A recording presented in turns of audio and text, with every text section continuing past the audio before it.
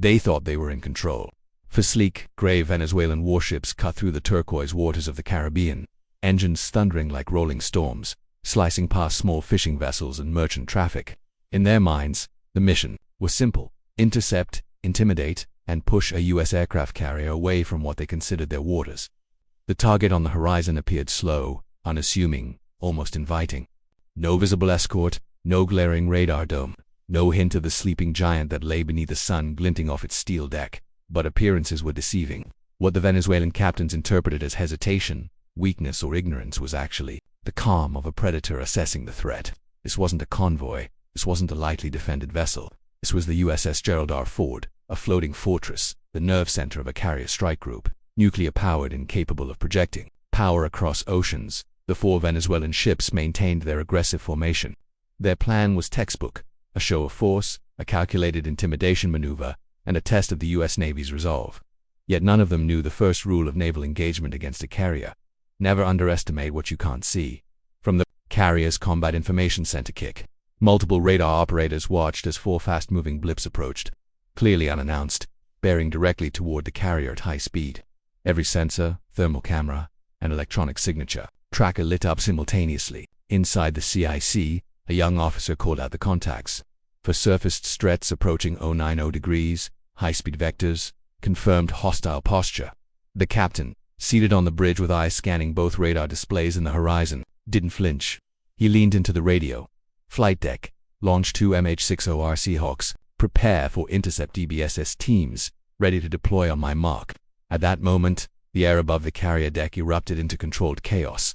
Rotors spun, turbines screamed, and the deck crew moved with military precision. The yellow shirts cleared flight paths, red shirts ensured weapons were loaded, green shirts waved clearance. The entire operation unfolded like clockwork. The precision only possible with thousands of hours of training in a fleet that moves as one.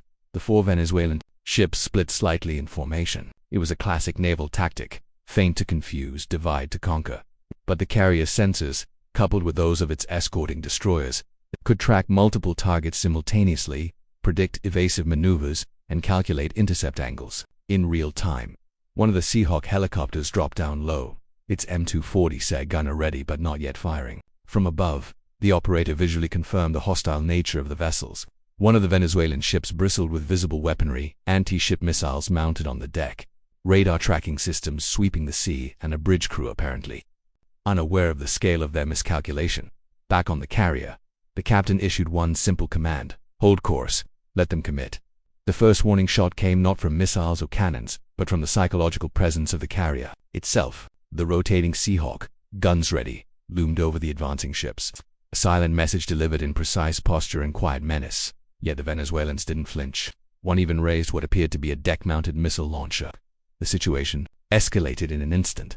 On the port side of the carrier, 2 11-meter rigid-hulled inflatable boats, RHIBs, launched with Navy visit board, search and seizure VBSS teams aboard, body armor, M4 rifles, flashbangs, and training designed for rapid, decisive action ensured that, if escalation continued, the Venezuelan ships would be boxed in and neutralized within minutes. Meanwhile, the destroyers flanking the carrier moved into calculated positions. One ship cut off potential retreat routes, another prepared to intercept or engage if the situation deteriorated further.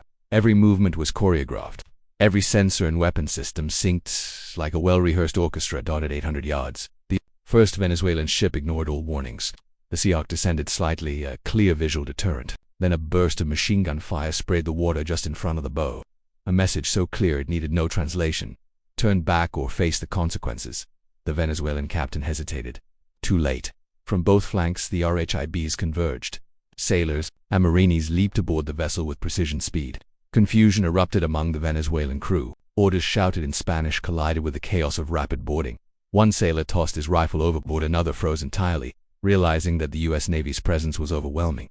Within 30 seconds, the ship was under U.S. control. Weapons were confiscated, crew members restrained and secured on the deck. Not a single life was lost, but the lesson was painfully clear. Never underestimate the carrier and its escort. The second Venezuelan ship, initially attempting to retreat, was picked up by drone surveillance. A nearby destroyer dispatched a VBS with a team to intercept, and within minutes, its crew too was detained. Every movement, every tactic of the Venezuelan Navy had been analyzed, recorded, and leveraged by the U.S. Navy's intelligence systems. From the carrier's perspective, This wasn't just a show of force, it was an operational exercise in dominance, coordination, and strategic deterrence. Flight operations continued uninterrupted. Jets launched, maintenance crews worked, and the nuclear-powered Leviathan pressed forward on course.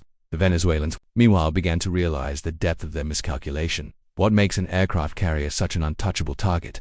To understand, one must understand the mechanics of a carrier strike group. A single carrier is never alone. It is the center of a floating city of military capability: escort destroyers and cruisers, radar, anti-ship missiles, anti-submarine warfare, submarines, silent hunters lurking beneath the waves, supply ships, supporting fuel, ammo, and provisions.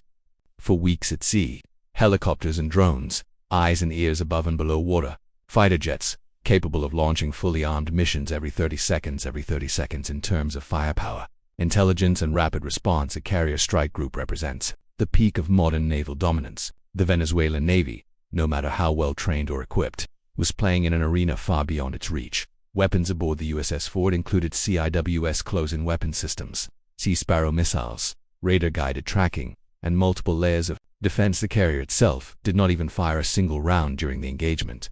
Instead, it relied on deterrence, precision, and overwhelming force readiness, a strategy that neutralizes threats while minimizing escalation. While the Venezuelan ships were being detained, U.S. Navy intelligence teams were dissecting the encounter. Every coordinate, radar signature, and radio transmission was logged.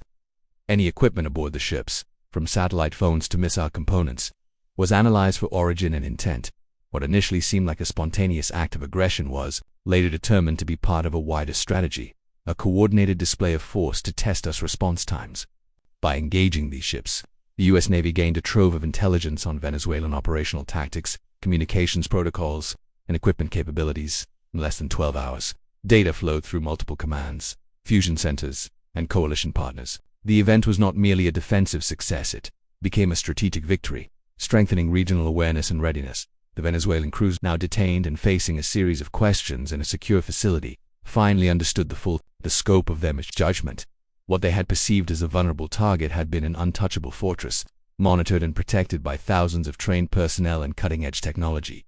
The engagement was over, but the implications were enduring. Naval officers debriefed, intelligence officers analyzed, and coalition partners updated threat assessments. A single aggressive maneuver by 4 Venezuelan warships had triggered a multi-layered, multi-branch intelligence and operational response that reinforced U.S. dominance in the region. The message was clear, not just for Venezuela, but for any naval actor considering similar aggression. Attacking a U.S. aircraft carrier is not a minor provocation. It is an invitation to be neutralized, studied, and ultimately outmaneuvered. For the crew aboard the USS Gerald R. Ford, the day ended much like any other at sea. Jets were launched, flight decks buzzed with activity, and the nuclear-powered giant pressed onward. The only difference was a new intelligence dossier, a reminder of vigilance, and the knowledge that 4 warships had made a fatal mistake. The Venezuelan Navy had learned an expensive lesson in maritime power dynamics. Never mistake a floating fortress for a freighter. Never underestimate the capability, coordination, and speed of a carrier strike group.